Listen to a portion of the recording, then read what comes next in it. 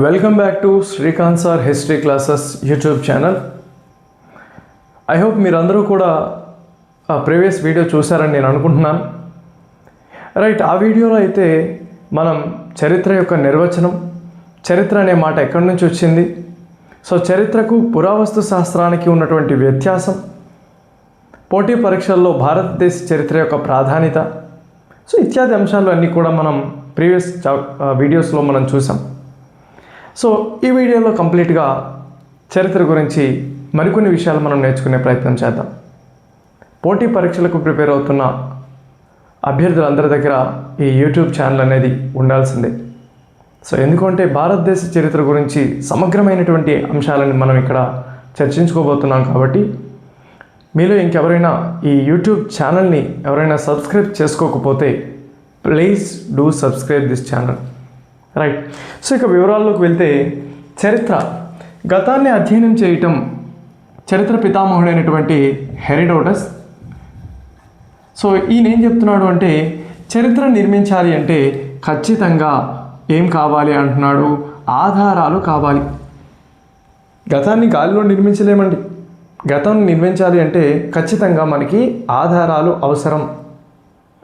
ఈ ఆధారాలు రెండు రకాలు. ఒకటి వచ్చేసి ఏంటి అంటే పురావస్తు ఆధారాలు,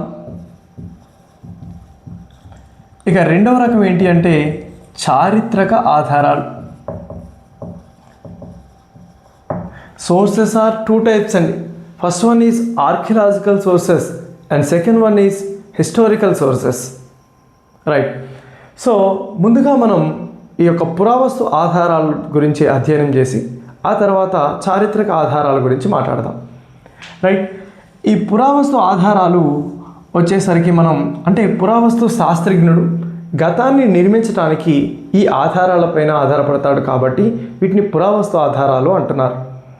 రైట్, ఈ పురావస్తు ఆధారాలు ఆర్కియలాజికల్ సోర్సెస్ అనేవి ఒకటి మనం ఈ యొక్క ఆర్కియాలజిస్ట్ అనేవాడు శాసనాలపైన ఆధారపడతాడండి. వీటితో పాటుగా ముఖ్యంగా నాణెములపైన ఆధారపడతాడు. అదేవిధంగా కట్టడాలు మరియు శిల్పాలు, అదేవిధంగా వస్తు అవశేషాలపైన ఆధారపడతాడు. సో ఆర్కియాలజిస్ట్ అనేవాడు ఇన్స్క్రిప్షన్స్ పైన ఆధారపడతాడు. సెకండ్ వన్ ఈజ్ కాయిన్స్ పైన ఆధారపడతాడు. Third one monuments and sculptures పైన ఆధారపడతాడు. అదేవిధంగా మెటీరియల్ రిమైన్స్ పైన ఆధారపడతాడు. సో ప్రధానంగా ఈ 4 అంశాలపైన ఆధారపడతాడండి. సో మనం ఈరోజు పురావస్తు ఆధారాల్లో ముఖ్యంగా ఒకదాని గురించి ఒకటి మనం నేర్చుకునే ప్రయత్నం చేద్దాం. సో దీనిలో మొదటిగా మనం ఎవరి గురించి మాట్లాడతాము అంటే శాసనాల గురించి మాట్లాడదామండి. శాసనాలు. సో పురావస్తు శాస్త్రజ్ఞుడు ఎక్కువగా ఎవరిపైన ఆధారపడతారు అంటే ఈ శాసనాలపైన ఆధారపడతారు. చాలా చాలా ఇంపార్టెంట్ శాసనాలు.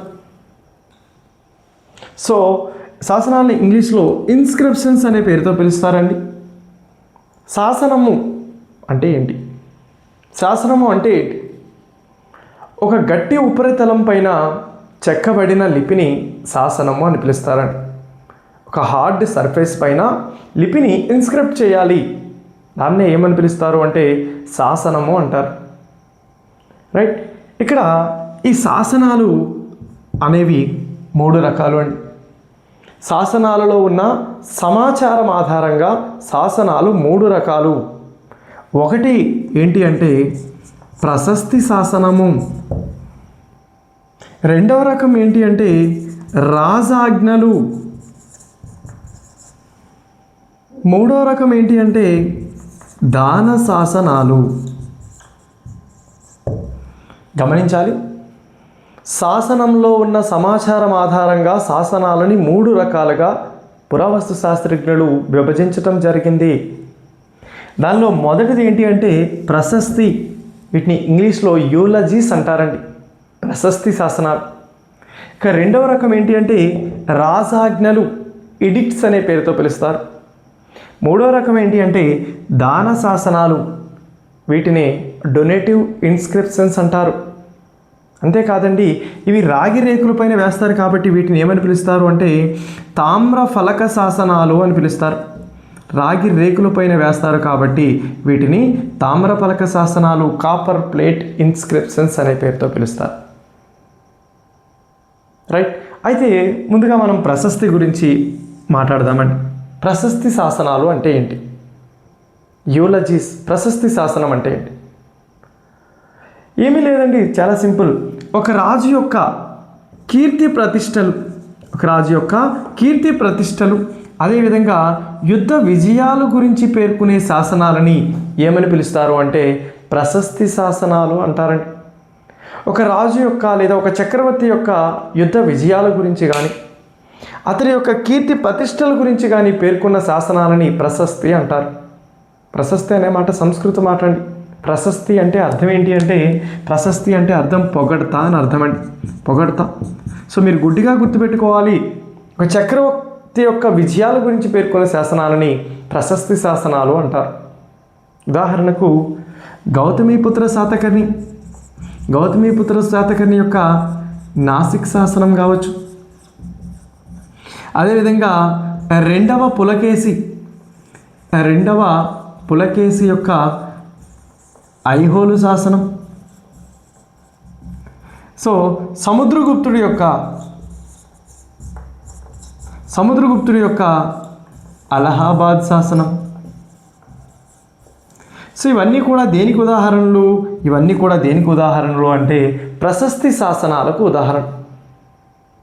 ఒక రాజు యొక్క యుద్ధ ప్రతిష్టల గురించి కానీ కీర్తి ప్రతిష్టల గురించి కానీ పేర్కొన్నటువంటి శాసనాలను ప్రశస్తిలు అంటారు. రైట్. ఇక రెండవ రకం ఏంటి అంటే రాజాజ్ఞలు. ఒక రాజు వేసేటటువంటి శాసనాలండి.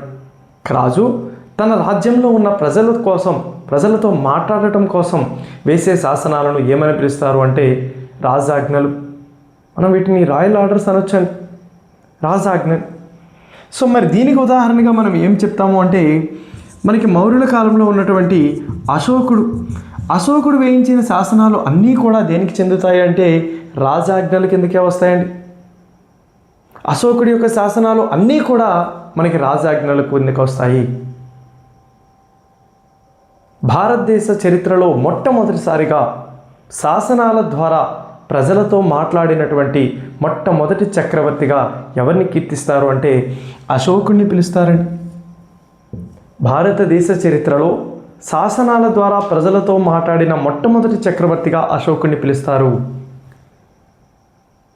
ఇక మూడో రకం దాన శాసనాలు. వీటిని ఏమని పిలుస్తారు అంటే తామ్రపలక శాసనాలు. సో ఇక్కడ మీరు గమనించాలి, ఉదాహరణకి దాన శాసనాలకు ఉదాహరణ చెప్తానండి. నలంద తామ్రపలక శాసనం. ఈ నలంద తామ్రపలక శాసనం సముద్రగుప్తుడు, గుప్త వంశంలో గొప్పవాడండి సముద్రగుప్తుడు. ఈ సముద్రగుప్తుడు బ్రాహ్మణులకు భూములని దానం చేస్తున్నాడు. బ్రాహ్మణులకు భూములను దానం చేసే విధానాన్ని, ఆ దానం చేయబడిన భూములని ఏమని పిలుస్తారు అంటే అగ్రహారాలు అని పిలుస్తారండి. సో బ్రాహ్మణులకు భూములు దానం చేస్తున్నాడు, భూదానాలు చేస్తున్నాడు. సో అని ఏ శాసనం పేర్కొంటుంది అంటే నలంద తామ్రపలక శాసనం పేర్కొంటుంది. సో ఇక్కడ అభ్యర్థులు ఒక విషయాన్ని గమనించాలి. ఏదైనా ఒక శాసనానికి పేరు ఎలా వస్తుంది అంటే ఆ శాసనం ఎక్కడ దొరికిందో, ఆ శాసనం ఏ చోట, ఏ సిటీలో దొరికిందో, ఏ ప్రదేశంలో దొరికిందో ఆ శాసనం యొక్క ప్రస్తుత పేరు ఆ శాసనంకి ఇవ్వటం జరుగుతుంది. గతంలో ఈ సముద్రగుప్తుడు అలహాబాద్ శాసనం అలహాబాద్ తర్వాత కాలంలో వచ్చిందండి. ఆ రోజుల్లో దాన్ని ప్రయాగ అని పిలిచారు. కానీ ప్రస్తుతం ఏ పేరుతో పిలుస్తారో ఆ పేరుని ఆ శాసనంకి ఇవ్వటం జరుగుతుంది. ఇక్కడ అధ్యయనం చేయాల్సిన విషయం అది. అయితే ఇక్కడ గమనించాల్సిన ఇంకొక ముఖ్యమైన విషయం ఏంటి అంటే ప్రశస్తి, రాజాజ్ఞలు మరియు దాన శాసనాలు ఈ మూడు ఎవరు వేయచ్చు అంటే చక్రవర్తులు మాత్రమే వేయాలండి. అయితే గమనించాల్సిన విషయం ఏంటి అంటే దాన శాసనాలు ప్రైవేటు వ్యక్తులు కూడా వేయచ్చు. పై రెండు శాసనాలు చక్రవర్తులు వేయిస్తారండి, చక్రవర్తులు మాత్రమే వేస్తారు. దాన శాసనాలు చక్రవర్తులు వేయచ్చండి. అదేవిధంగా దాన శాసనాలను ప్రైవేటు వ్యక్తులు కూడా వేయచ్చు. ఈ విషయాన్ని మీరు గుర్తుపెట్టుకోవాలి. రైట్. అయితే ఇక్కడ శాసనాలను అధ్యయనం చేయడానికి ఒక విభాగం ఉంది. అది చాలా చాలా ఇంపార్టెంట్. మీ పోటీ పరీక్షల్లో ఇటువంటి ప్రశ్నలు మీరు ఎక్స్పెక్ట్ చేయొచ్చు. శాసనాలను అధ్యయనం చేయు విభాగాన్ని ఎపిగ్రఫీ అనే పేరుతో పిలుస్తారు. రైట్. ఆ యొక్క శాసనంలో ఉన్నటువంటి ప్రాచీన లిపులను అధ్యయనం చేయడానికి ఒక విభాగం ఉందండి. ఆ విభాగం పేరేంటి అంటే పాలియోగ్రఫీ. చాలా చాలా ఇంపార్టెంట్ అండి, గుర్తుపెట్టుకోవాలి. శాసనాలను అధ్యయనం చేయు శాస్త్రాన్ని ఎపిగ్రఫీ అని పిలుస్తారు. శాసనంలో ఉన్న ప్రాచీన లిపులను అధ్యయనం చేయు శాస్త్రాన్ని పాలియోగ్రఫీ అనే పేరుతో పిలుస్తారు. ఐ హోప్ మీకు అర్థమైందని నేను అనుకుంటున్నాను. సో ఇది అయితే ఇక్కడ పోటీ పరీక్షల్లో ముఖ్యంగా ముందుకు మనం వెళ్తే ఈ శాసనాల గురించి ఖచ్చితంగా ప్రశ్నలు అనేవి రావటం జరుగుతుంది. చరిత్ర అంటే కేవలం రాజకీయ చరిత్రకే మీరు పరిమితం చేయకూడదండి. మీ యొక్క అధ్యయనం అనేది కేవలం రాజకీయ చరిత్రకే పరిమితం చేయకూడదు. ఇక్కడ శాసనాల గురించి, చాలా శాసనాల గురించి మనకు సమాచారం ఉంది. ముందు మనం మాట్లాడుకోబోతున్నాం. ఇక్కడ నేను అవన్నీ కూడా నేను రిపీట్ చేయదలుచుకోలేదండి. సో అక్కడ మనం మాట్లాడదాం. Right. Thank you very much. So ఇక్కడ మీరు గమనించాల్సిన ఇంకొక ముఖ్యమైన విషయం ఏంటి అంటే, ఇక శాసనాల తర్వాత పురావస్తు శాస్త్రజ్ఞుడు ఎవరిపైన ఆధారపడతాడు అంటే నాణెములపైన ఆధారపడతాడు. కాయిన్స్ అండి, నాణెములపైన ఆధారపడతాడు. ఎక్కువగా శాసనాలపైన ఆధారపడతారండి. శాసనాల తర్వాత ఎక్కువగా నాణ్యాలపైన ఆధారపడతాడు. నాణెములు భారతదేశ చరిత్రలో చాలా నాణ్యాలు వచ్చాయండి. బంగారు నాణ్యాలు, వెండి నాణ్యాలు, సీసంతో తయారు చేయబడిన నాణ్యాలు, పోటీన్ నాణ్యాలు, ఓకేనా, ఇలా చాలా నాణ్యాలు ఉన్నాయి. అయితే ఈ నాణ్యాల వల్ల గతం ఎలా అధ్యయనం చేయొచ్చు? తప్పకుండా చేయొచ్చండి. ఈ నాణ్యాల వల్ల ఆ కాలం నాటి సామాజిక, ఆర్థిక, రాజకీయ అంశాలని అంచనా వేయచ్చు. ఐ రిపీట్, శాసనాల కన్నా నాణ్యాలు మనకి అద్భుతమైన సమాచారం ఇస్తున్నాయి. నాణ్యాల బట్టి, వారు ఉపయోగించే నాణ్యాల బట్టి ఆ కాలం నాటి పరిస్థితిని మనం అంచనా వేయచ్చు. వారు ఉపయోగించే లోహాన్ని బట్టి ఆ కాలంలో ఉన్నటువంటి ఆర్థిక పరిస్థితులను అంచనా వేయచ్చు. బంగారు నాణ్యాలు వేశారనుకోండి, అద్భుతంగా పరిపాలన ఉన్నట్లు. అదేవిధంగా వెండి నాణ్యాలు వేశారనుకోండి, మామూలుగా పరిపాలన ఉన్నట్టు. ఇక రాగి నాణ్యాలు చలామణిలో ఉన్నాయంటే వారి ఆర్థిక పరిస్థితి ఇబ్బందుల్లో ఉన్నట్టు. సో వారు ఉపయోగించే లోహం బట్టి ఆ యొక్క కాలమాన పరిస్థితులు మనం అంచనా వేయచ్చు. ఒక చిన్న ఉదాహరణ చెప్తే మీకు అర్థమవుతుందండి. సో ఇక్కడ మనం గమనిస్తే ఈరోజు మనం ఒక 1 రూపీ కాయిన్ మీరు తీసుకుంటే, ఈ 1 రూపీ కాయిన్ పైన మీకు ఇలా ఉండి ఇటువైపు కొన్ని డిజైన్లు ఉంటాయండి. డిజైన్లు కాదు, అది ఏంటి అంటే అది మొక్కజొన్న కంకెలండి, మొక్కజొన్న కంకె. సో మీరు కానీ గమనిస్తే ఆ మొక్కజొన్న కంకె ఆ కాలం నాటి వ్యవసాయ ఆర్థిక వ్యవస్థను సూచిస్తుంది. ఎవరికైనా వేయలేదండి. సో భారతదేశ వ్యవసాయ ఆర్థిక వ్యవస్థని మనకి ఆ మొక్కజొన్న కంకె సూచిస్తుంది. అదేవిధంగా 2 రూపాయల నాణ్యం పైన మనకి భారతదేశం యొక్క బొమ్మ కనిపిస్తుందండి. సో దీన్ని బట్టి భారతదేశం యొక్క జాతీయ సమైక్యతా భావాన్ని ప్రజల్లో పెంపొందించడం కోసం ప్రభుత్వం నాణ్యాలపైన ముద్రించింది. నేడు భారతదేశం కులాల పేరిట, మతాల పేరిట విభజించే ప్రయత్నం చేస్తున్నారు. సో కాబట్టి మనందరం కూడా కులాల పేరిట, మతాల పేరిట విభజించకూడదు అని ప్రభుత్వం మనకి నాణ్యాల ద్వారా తెలియజేస్తుంది. ఇక ఈ నాణ్యాలపైన మీరు కానీ గమనిస్తే సత్యమేవ జయతే అనే మాట మీకు కనిపిస్తుందండి. సత్యమేవ జయతే అనే మాట కనిపిస్తుంది. దీని అర్థం ఏంటి అంటే సత్యమే ఎల్లప్పటికీ జయిస్తుంది అనే అర్థమండి. అంటే అతని ఉద్దేశం ఏంటి? ఇక్కడ ఉద్దేశం ఏంటి అంటే ప్రజలందరూ కూడా అబద్ధాల కోరులు, అబద్ధాలు ఆడుతున్నారు ఎక్కువగా. సో ప్రభుత్వం చెప్తుంది సత్యమే ఎల్లప్పటికీ జయిస్తుంది అని. సో కాబట్టి నాణ్యాలు ఏదైనా ఒక కాలం నాటి సామాజిక, ఆర్థిక, రాజకీయ పరిస్థితుల్ని అంచనా వేయటంలో మనకి సహకరిస్తాయి. ప్రాచీన కాలంలో భారతదేశంలో మొట్టమొదటి నాణ్యాలని విద్దంక నాణ్యాలు అని పిలుస్తారండి. ఇవి క్రీస్తు పూర్వం 6వ శతాబ్దంలో వచ్చాయి. ఆ తర్వాత ఆయుల కాలంలో మనం చూసుకుంటే కర్షాపనం, శతమానం, నిష్క ఇలాంటి నాణ్యాలు మనకు కనిపిస్తాయి. అదేవిధంగా మనకి తర్వాత కాలంలో బంగారం, వెండి, రాగి నాణ్యాలు, పొటీన్ నాణ్యాలు, సీసం నాణ్యాలు ఇలాంటి రకరకాల నాణ్యాలు వచ్చాయి. ఈ నాణ్యాల గురించి కూడా ప్రశ్నలు తరచుగా అడుగుతున్నారండి. మయూర వాహన కార్తికేయ ప్రతిమతో నాణ్యాలను ముద్రించిన గుప్త చక్రవర్తిని ఎవరు అని అడుగుతున్నారు. లేదా వీణ వాయిస్తున్నట్టు నాణ్యాలు ముద్రించినటువంటి గుప్త చక్రవర్తి ఎవరు అని అంటున్నారు. లేదా నెమలి సింహాసనం కలిగినటువంటి నాణ్యాలు ముద్రించిన చక్రవర్తి ఎవరు అని అడుగుతున్నారు. లేదా ఇలాంటి చాలా అంశాలు మనకి నాణ్యాల గురించి ప్రశ్నలు అడుగుతున్నారు. సో కాబట్టి పోటీ పరీక్షలకు ప్రిపేర్ అయిన మీలాంటి విద్యార్థులకి ఈ నాణ్యాలపైన చక్కని అవగాహన అనేది మీకు రావాలి. సో మనం మున్ముందు వీటి గురించి కూడా మనం అధ్యయనం చేసే ప్రయత్నం చేస్తామండి. అయితే ఇక్కడ మీరు ఇంకొక విషయం గమనించాలి. ఈ నాణ్యాలను అధ్యయనం చేయడానికి ఒక విభాగం ఉందండి. ఆ విభాగం పేరేంటి అంటే న్యూమిస్మాటిక్స్. సో నాణ్యాలని అధ్యయనం చేయి శాస్త్రాన్ని ఏమని పిలుస్తారు అంటే న్యూమిస్మాటిక్స్ అనే పేరుతో పిలుస్తారు. రైట్. ఇక అదేవిధంగా కట్టడాలు మరియు శిల్పాలు. పురావస్తు శాస్త్రజ్ఞుడు ఈ మాన్యుమెంట్స్ అండ్ స్కల్ప్చర్స్ పైన ఎక్కువగా ఆధారపడుతున్నారండి. ఆ కాలం నాటి సామాజిక పరిస్థితులు అంచనా వేయటంలో ఇవి కూడా మనకి అవకాశం ఉంటున్నాయి, ఎక్కువగా మనకి ఉపయోగపడుతున్నాయి. ఉదాహరణకి కట్టడాలు, మనకి ప్రాచీన కాలం నుంచి అనేక కట్టడాలు మనం చూసామండి.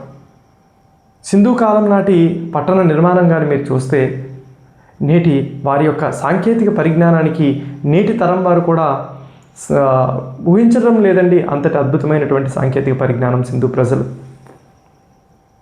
సో సింధు ప్రజల కట్టడాలను మొదలుకొని ఆధునిక భారతదేశ చరిత్రలో బ్రిటిష్ వాళ్ళు నిర్మించిన కట్టడాల వరకు అద్భుతమైనటువంటి కట్టడాలు మనకి ఆ కాలం నాటి కాలమాన పరిస్థితుల గురించి అంచనా వేయడానికిలో ఎంతో కొంత మేరకు మనకు ఉపయోగపడుతున్నాయి. ఇక్కడ మీరు కట్టడాలు, తంజావూరులో బృహదీశ్వర ఆలయం ద్రావిడ శైలిలో నిర్మించబడిన ఈ ఆలయం వల్ల మనకు ఆ కాలం నాటి పరిస్థితులు మనం అంచనా వేయచ్చు.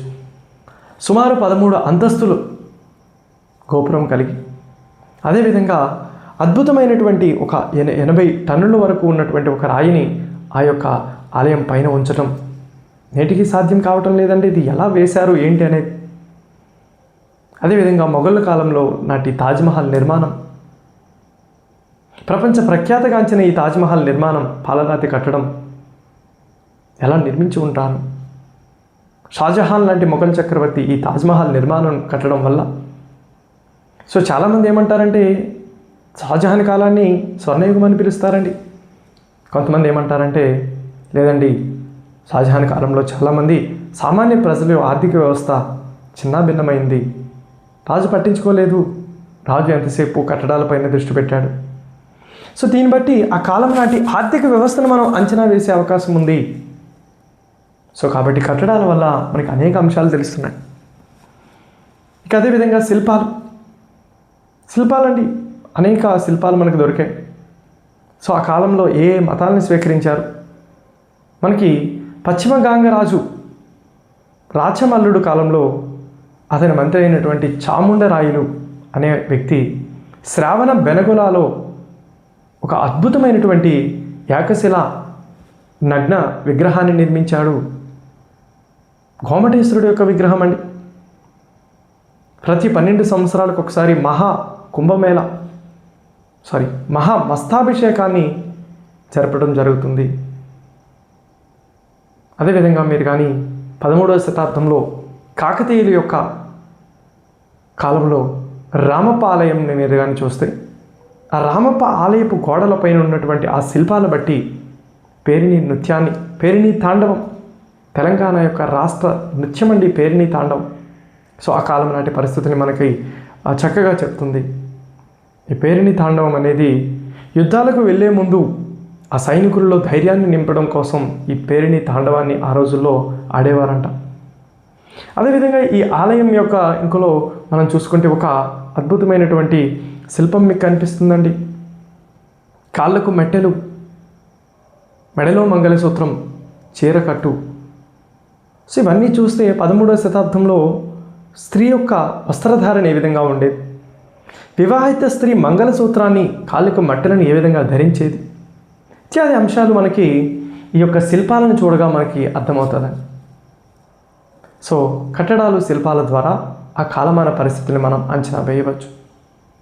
రైట్. సో కట్టడాలు శిల్పాల అధ్యయనాన్ని మనకి ఒక విభాగం ఉందండి. ఆ విభాగం పేరు ఏంటి అంటే ఐకానోగ్రఫీ. కట్టడాల అధ్యయనాన్ని ఐకానోగ్రఫీ అనే పేరుతో పిలుస్తారు. సో ఈ అంశాల ద్వారా మనకి ఈ యొక్క పురావస్తు శాస్త్రజ్ఞులు ఎక్కువగా వీటిపైన ఆధారపడతారండి. ముఖ్యంగా శాసనాలు, నాణెములు, కట్టడాలు, అదేవిధంగా నెక్స్ట్ ఏంటి అంటే వస్తు అవశేషాలు. సో పురావస్తు శాస్త్రజ్ఞుడు వీటిపైన కూడా ఎక్కువగా ఆధారపడతాడు. మీరు కానీ చూస్తే వస్తు అవశేషాలపైన కూడా ఆధారపడతారండి. ఏంటి వస్తు అవశేషాలు ఏంటి? అనేక అంశాలు మనకి ఇక్కడ కూడా కనిపిస్తాయండి. ముఖ్యంగా వస్తు అవశేషాలు, మెటీరియల్ రిమైన్స్ ముఖ్యంగా ఏమేమి బయలుపడతాయి అంటే వారి కాలం నాటి ఆహార ధాన్యాలు, అదేవిధంగా శిలాజాలు ఫాజిల్స్ అండి. ఈ శిలాజాలలో జంతువుల కళేబరాలు,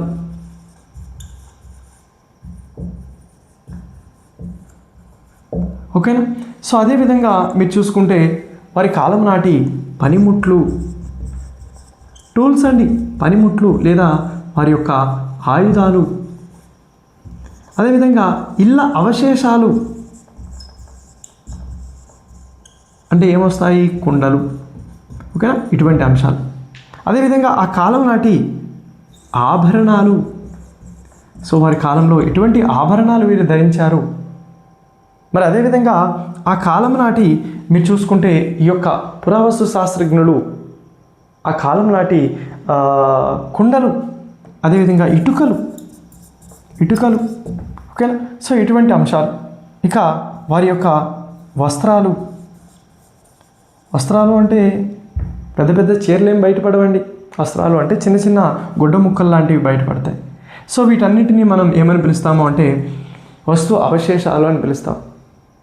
ఐ రిపీట్, ఆహార ధాన్యాలు, ఆభరణాలు, అదేవిధంగా వారి యొక్క వస్త్రాలు, ఇటుకలు, కుండలు, పెంకులు, అదేవిధంగా వారి యొక్క పనిముట్లు, శిలాజాలు, జంతువృక్ష కళేబరాలు, ఇవన్నీ కూడా మనకు కనిపిస్తాయి. సో వీటిని బట్టి కూడా ఆ కాలమాన పరిస్థితులు మనం అంచనా వేయొచ్చు. అయితే ఇక్కడ మీరు గమనించాల్సిన విషయం ఏంటి అంటే అప్పటి వస్తువులని యొక్క చారిత్రక త్రవ్వకాలని ఏ పేరుతో పిలుస్తారు అంటే ఉత్ఖననము అని పిలుస్తారండి. ఉత్ఖననం, చారిత్రక తవ్వకాలని ఉత్ఖననాలు అని పిలుస్తారు. ఎక్స్కవేషన్స్ని ఉత్ఖననము అనే పేరుతో పిలుస్తారు. ఈ ఉత్ఖననాలలో మనకి అనేక ఇలాంటి అంశాలు బయలుపడతాయి. సో వీటిని కొన్ని రిమోట్ సెన్సింగ్ టెక్నాలజీల ద్వారా వీటిని అధ్యయనం చేస్తారు అండి. ఈ చారిత్రక తవ్వకాలు డిగ్గింగ్ కాదండి. ఈ తవ్వకాలు డిగ్గింగ్ కాదు, అంటే మనం చూస్తున్నట్టు పారా పలుకుతో తవ్వే తవ్వకాలు కాదండి. ఈ త్రవ్వకాలు ఎలాంటివి అంటే చాలా శాస్త్రీయంగా జరుగుతాయండి. ఈ త్రవ్వకాలు చారిత్రక త్రవ్వకాలు, వీటిని ఉత్ఖననాలు అనే పేరుతో పిలుస్తారు. చాలా నిశ్చితంగా ఒక 10x10 అడుగుల ఒక సైట్ని తవ్వకాలు జరపాలి అంటే సుమారు 2 సంవత్సరాలు పడుతుంది. ఒక్కొక్క మట్టి రేణువుని తీస్తూ వీళ్ళు తవ్వకాలు జరుపుతారండి. నేను వెళ్ళి తవ్వుతామంటే కుదరదండి. ఇది తవ్వకాలు జరపాలి అంటే మినిమం దానికి క్వాలిఫికేషన్ ఉంటుందండి. మినిమం MA ఆర్కియాలజిస్ట్ అయి ఉండాలి. ఒక్కొక్క మట్టి రేణువుని తీస్తూ తవ్వకాలు జరుపుతారు. తవ్వకాలు జరిగిగా వచ్చినటువంటి వస్తువుల యొక్క కాల నిర్ణయం కూడా కొన్ని రిమోట్ సెన్సింగ్ టెక్నాలజీల ద్వారా కాల నిర్ణయం జరుపుతారు. ఉదాహరణకి కార్బన్ డేటింగ్ కావచ్చు, అదేవిధంగా థర్మోలుమినియన్స్ కావచ్చు, పొటాషియం ఆర్గాన్ డేటింగ్ కావచ్చు, డెండ్రోక్రోనాలజీ కావచ్చు. సో వీటి ద్వారా అవి ఏ కాలానికి చెందినవో అంచనా వేసే ప్రయత్నం చేస్తారు పురావస్తు శాస్త్రజ్ఞుడు. సో కాబట్టి చాలా వరకు ఇవన్నిటిపైన ఆధారపడతారు ఎవరు అంటే ఈ యొక్క పురావస్తు శాస్త్రజ్ఞుడు. సో దీంతో మనం పురావస్తు ఆధారాలు అనే చర్చను ముగించామండి. సో ఇకపైన మనం ఎవరి గురించి మాట్లాడాలి అంటే చారిత్రక ఆధారాలు, లేదా వీటినే మనం ఏమని పిలుస్తాము అంటే లిటరసీ సోర్సెస్ అనే పేరుతో పిలుస్తాం. సో కాబట్టి ఇప్పుడు మనం చారిత్రక ఆధారాలు లేదా లిఖిత ఆధారాల గురించి అధ్యయనం చేసే ప్రయత్నం చేద్దాం. రైట్. సో చారిత్రక ఆధారాలు, వీటిని మనం లిఖిత ఆధారాలు లేదా వీటిని సాహిత్య ఆధారాలు అని పిలుస్తాం. లిఖిత ఆధారాలు లేదా సాహిత్య ఆధారాలు. సో ఈ సాహిత్య ఆధారాలు అనేవి రెండు రకాలు అండి. సాహిత్య ఆధారాలు రెండు రకాలు. ఒకటి ఏంటి అంటే స్వదేశీ సాహిత్యము, రెండవది ఏంటి అంటే విదేశీ సాహిత్యం.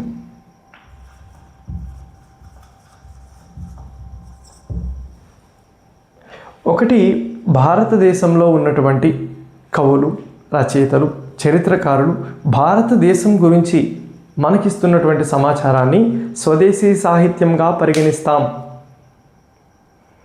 భారతదేశానికి రాయబారులుగా గాను, గూఢాచారులుగా గాను, దురాక్రమణదారులుగా గాను వచ్చినటువంటి వ్యక్తులు భారతదేశం గురించి మనకి ఇస్తున్నటువంటి సమాచారాన్ని విదేశీ సాహిత్యము అంటాం.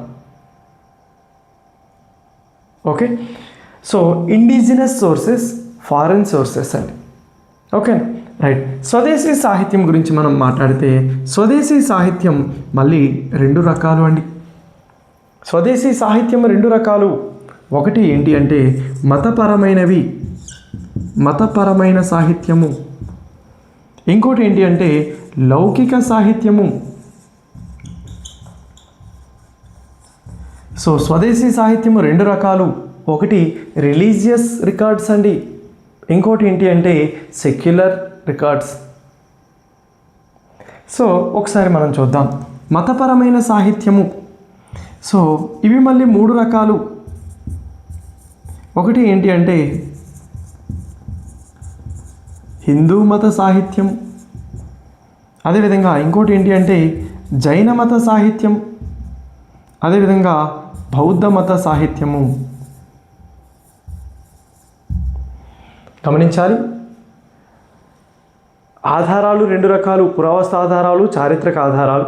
చారిత్రక ఆధారాలు మళ్ళీ రెండు రకాలు, స్వదేశీ సాహిత్యము, విదేశీ సాహిత్యం. స్వదేశీ సాహిత్యం మళ్ళీ రెండు రకాలు, మతపరమైన సాహిత్యము, లౌకికపరమైన సాహిత్యం. మతపరమైన సాహిత్యం మళ్ళీ మూడు రకాలు, హిందూ మత సాహిత్యము, జైన మత సాహిత్యము, బౌద్ధ మత సాహిత్యము. ఇక్కడ మీరు గమనించాలి హిందూ మత సాహిత్యము. సో ఇక్కడ మీరు గమనిస్తే భారతదేశంలో హిందూ మత సాహిత్యం చాలా ప్రధానమైనది భారతదేశ చరిత్రను అధ్యయనం చేయటం కోసం. ఏముంటాయి హిందూ మత సాహిత్యాన్ని మనం ఏమని పిలుస్తాము అంటే వైదిక సాహిత్యము, లేదా దీన్నే ఇంకొక పేరుతో కూడా పిలుస్తారు బ్రాహ్మణ సాహిత్యము అంటారు. సో మీరు గమనిస్తే దీనిలో ఏ అంశాలు ఉంటాయంటే ముఖ్యంగా ఈ యొక్క వేదాలు చూస్తామండి, అదేవిధంగా బ్రాహ్మణాలు చూస్తాం, అదేవిధంగా అరణ్యకాలను మనం చూస్తాం, అదేవిధంగా ఉపనిషత్తులు, అదేవిధంగా ఉపవేదాలు, దీంతో పాటుగా వేదాంగాలు, పురాణాలు, ఇతిహాసాలు. ఓకేనా. సో ఇదంతా కూడా ఏంటి అంటే వేద సాహిత్యం అండి. వేద సాహిత్యంలో ఇత్యాది అంశాలు ఉంటాయి. అయితే భారతదేశంలో మొట్టమొదటి లిఖిత గ్రంథం, భారతదేశంలో తొలి లిఖిత గ్రంథం ఏది? భారతదేశంలో తొలి లిఖిత గ్రంథం, భారతదేశంలోనే కాదండి ప్రపంచంలోనే మొట్టమొదటి లిఖిత గ్రంథంగా దేన్ని పిలుస్తాము అంటే ఋగ్వేదాన్ని పిలుస్తాము. చాలా చాలా ఇంపార్టెంట్.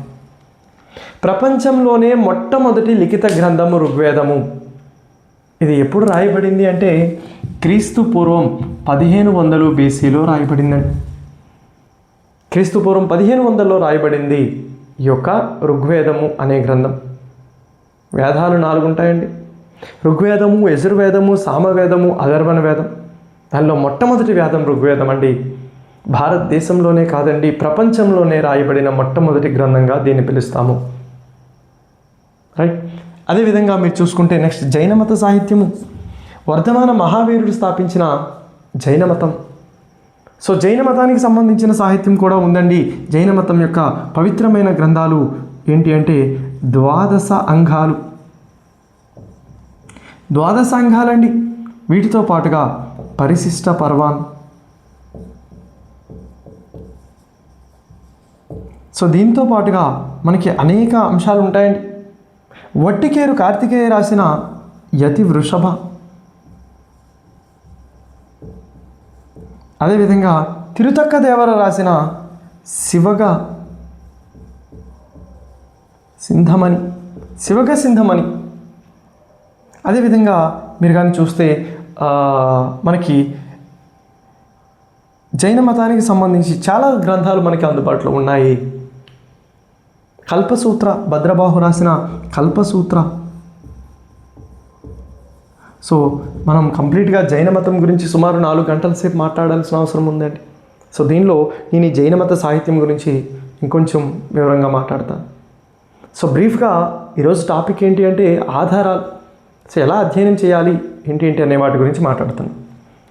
ఇక నెక్స్ట్ ఏంటి అంటే బౌద్ధ మతానికి సంబంధించి అనేక సాహిత్య గ్రంథాలు ఉన్నాయండి. బౌద్ధ మతంలో ముఖ్యంగా త్రిపీఠకాలు. సో బౌద్ధ మతం యొక్క పవిత్ర గ్రంథాలు త్రిపీఠకాలు, వినయ పీఠిక, సుత్త పీఠిక, అభిధమ్మ పీఠిక. త్రిపీఠకాలు చాలా చాలా ముఖ్యం. అదేవిధంగా మిలింద పనహ. సో అదేవిధంగా మీరు చూసుకుంటే బౌద్ధ మతానికి సంబంధించి బుద్ధ చరితం. ఇక అనేక అంశాలు బౌద్ధ మతానికి సంబంధించి మనకి చాలా చాలా సాహిత్య గ్రంథాలు అందుబాటులో ఉన్నాయండి.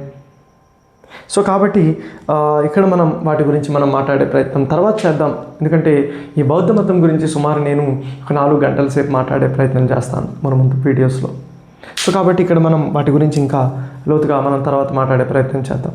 సో ఓవరాల్గా మీరు గమనించాల్సిన విషయం ఏంటి అంటే మతపరమైన సాహిత్యంలో హిందూ మతం లేదా వైదిక మతానికి సంబంధించిన గ్రంథాలు ఉన్నాయి, జైన మత సాహిత్యం ఉంది, అదేవిధంగా బౌద్ధ మత సాహిత్యం కూడా మనకు అందుబాటులో ఉంది. ఇక నెక్స్ట్ ఏంటి అంటే లౌకిక సాహిత్యము. ఇక్కడ మీరు గమనించాల్సిన విషయం ఏంటి అంటే ఇక్కడ మతాల ప్రస్తావన ఉండదండి. భారతదేశం లౌకిక దేశం అంటే దాని అర్థం ఏంటి అంటే ఏ మతానికి ఎక్కువ ప్రాధాన్యత ఇవ్వదు అని అర్థమండి. సో మతేతరమైనటువంటి గ్రంథాలు ఇక్కడ కనిపిస్తాయి. ఏమేమి గ్రంథాలు ఉంటాయంటే ముఖ్యంగా వ్యాకరణ గ్రంథాలు ఉంటాయండి, అదేవిధంగా పరిపాలనా గ్రంథాలు కనిపిస్తాయి, అదేవిధంగా మీరు గమనిస్తే వైద్య గ్రంథాలు, అదేవిధంగా శాస్త్రీయ గ్రంథాలు, అదేవిధంగా జీవిత చరిత్రలు. సో ఇవన్నీ కూడా దేని కిందకు వస్తాయంటే లౌకిక సాహిత్యం కిందకు రావటం జరుగుతుంది. ఇక్కడెక్కడ కూడా మతాల గురించి మనం ప్రస్తావించమండి, అందుకని వీటిని లౌకిక సాహిత్యము, సెక్యులర్ సోర్సెస్గా మనం భావిస్తాము. మరి భారతదేశంలో రాయబడిన మొట్టమొదటి లౌకిక గ్రంథం ఏంటి? చాలా చాలా ఇంపార్టెంట్ అండి. భారతదేశంలో రాయబడిన మొట్టమొదటి లౌకిక గ్రంథం పాణిని చేత రచించబడిన అష్టాధ్యాయి. భారతదేశంలో మొట్టమొదటి లౌకిక గ్రంథం ఏంటి అంటే అష్టాధ్యాయి. పాణిని రాశారండి. ఎప్పుడు రాయబడింది అంటే 500 BCలో రాయబడింది. భారతదేశంలో రాయబడిన మొట్టమొదటి గ్రంథంగా ఋగ్వేదం అండి. సో భారతదేశంలో రాయబడిన తొలి లౌకిక గ్రంథంగా పాణిని అష్టాధ్యాయి అని పిలుస్తారు. అంటే దాదాపు 1000 సంవత్సరాల కాలం పట్టిందండి భారతదేశంలో లౌకిక గ్రంథాలు రావడానికి. రైట్. ఇక ఇంకొన్ని ముఖ్యమైన గ్రంథాలు, ఉదాహరణకి కల్హనుడు ఈయనేం రాశాడు అంటే రాజతరంగిణి. 12వ శతాబ్దానికి చెందిన కల్హనుడు రాజతరంగిణి అనే గ్రంథాన్ని రాశాడు. కాశ్మీర్ యొక్క చరిత్రను చెప్తుందండి. తరంగిణి అంటే ప్రవాహము, రాజతరంగిణి రాజుల యొక్క ప్రవాహము. సో భారతదేశ చరిత్రలో మొట్టమొదటి చారిత్రక కవిగా ఈయన్ని పిలుస్తారు. చారిత్రక కవి చాలా చాలా ఇంపార్టెంట్. భారతదేశంలో తొలి చారిత్రక కవి ఎవరు అంటే కల్హనుడు. ఈయన రాసిన గ్రంథం రాజతరంగిణి అనే గ్రంథం. రైట్. అదేవిధంగా మీరు చూసుకుంటే కౌటిల్యుడు ఈయనేం రాశాడంటే అర్థశాస్త్రం. ఇది పేరుకే అర్థశాస్త్రం అండి, కానీ దీనిలో కంప్లీట్గా మౌర్యుల యొక్క పరిపాలన గురించి సమాచారం ఉంది. ఇక అదేవిధంగా అనేక కథాంశాలు మనకు కనిపిస్తాయండి. గుణాఢ్యుడు, ఈయన బృహత్ కథ. అదేవిధంగా కాళిదాసు రచనలు. ఇక కాళిదాసు రచనల గురించి చెప్పాలి అంటే అద్భుతమైన రచనలండి. ప్రపంచంలోనే గొప్ప నాటకాలు రాశారైన. అభిజ్ఞాన శాకుంతలం, మాలవికాగ్ని మిత్రమం, విక్రమోర్వశీయం అనే నాటకాలు రాయటం జరిగింది. అదేవిధంగా ఋతు సంహారం, రఘువంశం, మేఘదూతం, కుమార సంభవం అనే కావ్యాలు రాశారు. అద్భుతమైన కవి అండి కాళిదాసు. ఇండియన్ షేక్స్పియర్ అనే పేరుతో పిలుస్తారు ఈయన. ఇక విశాఖదత్తుడు ముద్రా రాక్షసం అనే గ్రంథం, శూద్రకుడు మృచ్ఛకటికం అనే గ్రంథం, సోమదేవసూరి కథా సరిత్సాగరం అనే గ్రంథం, వజ్జీకుడు కౌముది మహోత్సవం అనే గ్రంథం, వాత్సాయనుడు కామసూత్ర అనే గ్రంథం. సో ఇవన్నీ కూడా మనకి దేని కిందకు వస్తాయంటే లౌకిక గ్రంథాల కిందకు వస్తాయి. ముందు చాలా అంశాలు మనం మాట్లాడుకోబోతున్నామండి.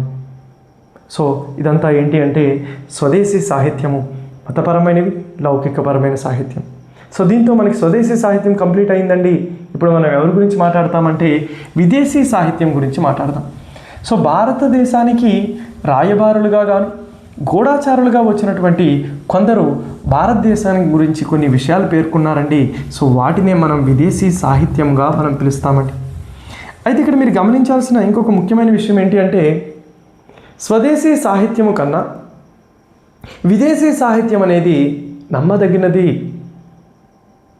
మనకి స్వదేశీ సాహిత్యంలో హర్షవర్ధనుడు ఉత్తర భారతదేశాన్ని ఏకం చేసి పరిపాలించిన ఒక గొప్ప చక్రవర్తి హర్షుడు.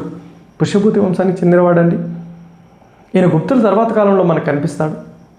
సో ఈయన ఆస్థానంలో భానుడు అనే ఒక కవి ఉన్నాడని. ఆయన హర్షచరిత అనే గ్రంథాన్ని రాశాడు. ఇక హర్షచరిత అనే గ్రంథంలో హర్షుడు గురించి భానుడు పొగుడుతూ రాశాడండి. అనేక యుద్ధాలు చేసి విజయాలు సాధించాడు. ఇంద్రుడు, చంద్రుడు, దేవుడు ఇలా రాశారండి. కానీ హర్షవర్ధనుడి యొక్క ఓటమి గురించి ఎక్కడా కూడా భానుడు పేర్కొనలేదు. హర్షవర్ధనుడు నర్మదా నదీ యుద్ధంలో 2వ పులకేశి చేతిలో ఓడిపోవటం జరిగిందండి. ఆ విషయం మనకి ఐహోలు శాసనం చెప్తుంది. ఇది పరిస్థితి. భారతదేశంలో ఉన్నటువంటి కవులు పేడండి, వాళ్ళకి మంచిగా పొగిడితే మంచి డబ్బులు వస్తాయనే ఆలోచన ఉంటుంది. సో కాబట్టి అతన్ని పొగిడే ప్రయత్నం చేస్తారండి. వారి యొక్క అపజయాల గురించి ఎక్కడా కూడా మాట్లాడరు. సో కాబట్టి స్వదేశీ గ్రంథాలతో పోల్చుకుంటే విదేశీ గ్రంథాలు మనకి కొంత అర్థవంతమైన సమాచారాన్ని ఇస్తున్నాయి, నమ్మదగినటువంటి సాహిత్యాన్ని మనకు అందిస్తున్నాయి. సో కాబట్టి విదేశీ సాహిత్యం గురించి కొన్ని విషయాలు మనం మాట్లాడదాం. ముఖ్యంగా విదేశీ సాహిత్యం. సో దీనిలో అనేక గ్రంథాలు మనకి అనేక భాషల్లో మనకు కనిపిస్తాయండి. ముఖ్యంగా గ్రీకు భాషకు సంబంధించి ఒక అద్భుతమైనటువంటి కవి అండి. ఈయన పేరు మెగస్తనీస్. ఈయన మనకి క్రీస్తు పూర్వం 300 నుంచి రావటం జరిగిందండి. ఈ మెగస్తనీస్ ఈయన చంద్రగుప్త మౌర్యుడి కాలంలో రావటం జరిగింది. ఈయన ఒక గ్రీకు రాయబారి అండి. ఈయనను సెల్యూకస్ నికేటర్ అనేటటువంటి ఒక సిరియా పాలకుడు ఈయన్ని భారతదేశానికి పంపించడం జరిగింది. ఈయన చంద్రగుప్త మౌర్యుడి కాలంలో భారతదేశానికి వచ్చి మౌర్యుల కాలాన్ని గురించి ఒక అద్భుతమైనటువంటి గ్రంథాన్ని రాశారండి. ఈ మెగస్తనీస్ ఇండికా పైన గతంలో చాలాసార్లు ప్రశ్నలు అడిగారండి. సో ఈయన రాసిన గ్రంథం వచ్చేసరికి ఏంటి అంటే ఇండికా అని పిలుస్తారు. ఇది మౌర్యుల కాలం నాటి అంశాల గురించి, పరిపాలన గురించి మనకు సమాచారం ఇస్తున్నాయి. ఇక లాటిన్ భాషకు సంబంధించి మనకి ప్లీనీ ఈయన రాసిన గ్రంథం న్యాచురల్ హిస్టరీ. చాలా ఇంపార్టెంట్. ప్లీనీ భారతదేశానికి సంబంధించి ఈయన ఒక అద్భుతమైనటువంటి అంశాలను మనకు అందిస్తున్నాడండి. మౌర్యుల అనంతర యుగంలో జరిగిన ఇండో రోమన్ వ్యాపారం గురించి సమాచారం ఇస్తున్నాడు. మీరు కానీ భారతదేశంతో వ్యాపారాన్ని ఆపకపోతే రోమన్ సామ్రాజ్యం యొక్క ఆర్థిక వ్యవస్థ చిన్నాభిన్నమవుతుంది అని రోమన్ చక్రవర్తికి ఈయన లెటర్ రాయటం జరిగిందండి. సో అలాంటి అద్భుతమైనటువంటి వ్యాపారం ఇండో రోమన్ వ్యాపారము, దాని గురించి సమాచారం ఇస్తున్నాడు ప్లీనీ. దీనితో పాటుగా మౌర్యుల కాలంలో సైనిక వ్యవస్థ గురించి సమాచారం ఇస్తున్నాడు. మౌర్యుల కాలంలో 6 లక్షల కాల్బలము, 30,000 అశ్విక దళము, 9,000 గజబలము, 8,000 రథబలం అని ఆ యొక్క చతురంగ దళాల గురించి సమాచారం ఇస్తున్నాడు ప్లీనీ తన యొక్క న్యాచురల్ హిస్టరీ అనే గ్రంథంలో. సో ఇది కూడా మనకి ఇంపార్టెంట్ అండి. సో ఇంక అదేవిధంగా మీరు కానీ చూస్తే చైనా నుంచి భారతదేశానికి చాలామంది వచ్చారండి. భారతదేశం బౌద్ధ మతానికి పుట్టినిల్లు. ఐ రిపీట్, భారతదేశం అనేది బౌద్ధ మతానికి పుట్టినిల్లు. ఇలాంటి గొప్ప దేశాన్ని సందర్శించడం కోసం అనేక బౌద్ధులు భారతదేశానికి క్యూ కట్టారండి. సో ఈ విధంగా భారతదేశానికి కొంతమంది చైనా యాత్రికులు రావటం జరిగింది. సో దానిలో మొదటిగా వచ్చిన వ్యక్తి పేరు ఏంటి అంటే ఫాహియాన్. భారతదేశాన్ని సందర్శించిన మొట్టమొదటి చైనా యాత్రికుడు ఫాహియాన్. ఈయన మనకి 2వ చంద్రగుప్తుడి కాలంలో రావటం జరిగింది ఫాహియాన్. సో ఈయన గ్రంథం రాశారండి. ఆ గ్రంథం పేరు ఫోక్ వోకీ. ఫోక్ వోకీ అనే గ్రంథాన్ని రాశాడు. ఎవరు అంటే ఫాహియాన్. ఇక అదేవిధంగా ఫాహియాన్ తర్వాత ఇంకొక ఆయన వచ్చారండి. ఆయన పేరు హుయాన్సాంగ్. ఈయన మనకి హర్షవర్ధనుడి కాలంలో రావటం జరిగిందండి హుయాన్సాంగ్. సో ఈయన గ్రంథం రాశారండి. ఆ గ్రంథం పేరు సియూకి. అదేవిధంగా ఇంకొక ఆయన కూడా వచ్చారండి. ఆయన పేరు ఇత్ సింగ్. సో భారతదేశానికి చైనా వాళ్ళు క్యూ కట్టారండి. సో వీళ్ళు అందించినటువంటి సాహిత్యం కూడా భారతదేశ చరిత్ర గురించి సమాచారం ఇస్తుంది. ఇక అదేవిధంగా భారతదేశానికి కొంతమంది శ్రీలంక యాత్రికులు కూడా వచ్చారు. ఆ శ్రీలంక గ్రంథాలు లేదా వీటినే మనం సింహల గ్రంథాలు అని పిలుస్తామండి. ఈ బౌద్ధ మతం పుణ్యమా అని భారతదేశం గురించి కంప్లీట్గా అన్ని దేశాల వారు భారతదేశానికి రావటం జరిగిందండి. శ్రీలంక వాళ్ళు కూడా భారతదేశానికి వచ్చారు. అశోకుడి కాలంలో తన కుమారులు, తన సంతానమైనటువంటి సంఘమిత్ర, మహేంద్రులు శ్రీలంక వెళ్ళారండి బౌద్ధ మతం ప్రచారం కోసం. సో ఆ శ్రీలంక వెళ్ళిన వాళ్ళు అక్కడి నుంచి కొన్ని గ్రంథాలు మనకి భారతదేశం గురించి సమాచారం ఇస్తున్నాయి. ఉదాహరణకి Dipavamsa,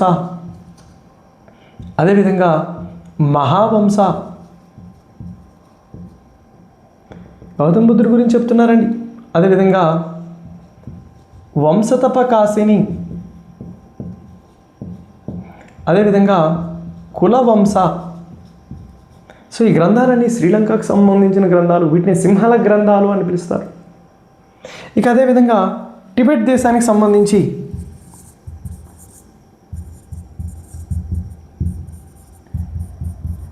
the history of Tibet, ఇది రాసింది ఎవరు అంటే తారానాథ్ అండి. ది హిస్టరీ ఆఫ్ టిబెట్ అనే గ్రంథాన్ని రాశారు. సో దీనిలో కూడా భారతదేశం యొక్క ప్రస్తావనలు మనకు కనిపిస్తాయి. ఇక గతంలో ఒక ప్రశ్న అడిగారండి. ఇంకో గ్రంథం, ఆ గ్రంథం పేరు దివ్యవదన. దివ్యవదన అనే గ్రంథం ఏ దేశానికి సంబంధించింది అని అడిగారండి. దివ్యవదన అనే గ్రంథం టిబెట్ దేశానికి సంబంధించింది. ఇది కూడా భారతదేశం గురించి సమాచారం ఇస్తుంది. సో ఇలాంటి అద్భుతమైనటువంటి గ్రంథాలు భారతదేశం గురించి సమాచారం ఇస్తున్నాయి. వీటిని మనం విదేశీ గ్రంథాలుగా పిలుస్తామండి. అంతేకాదండి కొన్ని పర్షియన్ గ్రంథాలు కూడా మనకున్నాయి. ఆల్ బెరూని కితాబ్ ఉల్ హింద్ అనే గ్రంథాన్ని రాశాడు. మిన్హాజ్ ఉల్ ఉద్దీన్ సిరాజ్ లేదా సిరాజ్ అని పిలవచ్చు ఈయన్ని. ఈయన తబాకత్ ఏ నాసిరి అనే గ్రంథాన్ని రాశారు. అదేవిధంగా ఫిర్దౌసి, ఈయన షానామా అనే గ్రంథాన్ని ఫిర్దౌసి రాశారు. సో వీటన్నిటి గురించి కూడా మన ముందు మాట్లాడబోతున్నామండి. సో ఈ విధమైనటువంటి సాహిత్యాన్ని విదేశీ సాహిత్యం అని పిలుస్తారు. సో విదేశీ సాహిత్యం అనేది స్వదేశీ సాహిత్యంతో పోల్చుకుంటే చాలా వరకు నమ్మదగినది. ఫాహియాన్ ఫోక్ వోకీ అనే గ్రంథంలో అస్పృశ్యుల గురించి వివరించారని, కానీ గుప్తుల కాలంలో ఉన్నటువంటి గ్రంథాలు ఎక్కడా కూడా అస్పృశ్యత గురించి మాట్లాడలేదు. సమాజంలో అస్పృశ్యులు పొందుతున్నటువంటి ఇబ్బందుల గురించి ఫాహియాన్ తన గ్రంథంలో రాశారని. గుప్తుల కాలంని మీకు తెలుసో లేదో స్వర్ణయుగం అని పిలుస్తారు. స్వర్ణయుగం అంటే కట్టడాలు. అదేవిధంగా ఈ సాహిత్యాన్ని దృష్టిలో పెట్టుకొని మీరు స్వర్ణయుగం అని పిలవకూడదు. సామాన్యుడి యొక్క స్థితిగతులను బట్టి ఆ కాలానికి పేరు ఇవ్వాలి. అనేక అంధవిశ్వాసాలు ఆ రోజుల్లో ఉన్నాయి. బానిస వ్యవస్థ ఉంది, దేవదాసి విధానం ఉంది, సత్య ఆచారం ఉంది. ఇలాంటి పరిస్థితుల్లో భారతదేశంలో ముఖ్యంగా గుప్తుల కాలాన్ని స్వర్ణయుగం అని మీరు ఎలా పిలుస్తారు అని అడుగుతారండి ఈ ప్రశ్న. సో కాబట్టి మనకు స్వదేశీ సాహిత్య గ్రంథాల కన్నా విదేశీ గ్రంథాలు చాలా వరకు నమ్మదగినవి. దీనిలో ఎక్కడ కూడా పక్షపాత వైఖరి మనకు కనిపించదండి. రైట్. సో ఇది ఆధారాల గురించి ఉన్నటువంటి సమగ్రమైనటువంటి వివరణ. సో పోటీ పరీక్షలకు ప్రిపేర్ అవుతున్న మీకు ఇలాంటి అభ్యర్థులందరూ కూడా ఇలాంటి వీడియోస్ కోసం ఈ ఛానల్ని సబ్స్క్రైబ్ చేయండి. మీ ఫ్రెండ్స్ ఎవరైనా ఉంటే దీన్ని షేర్ చేసే ప్రయత్నం చేయండి. So thank you very much.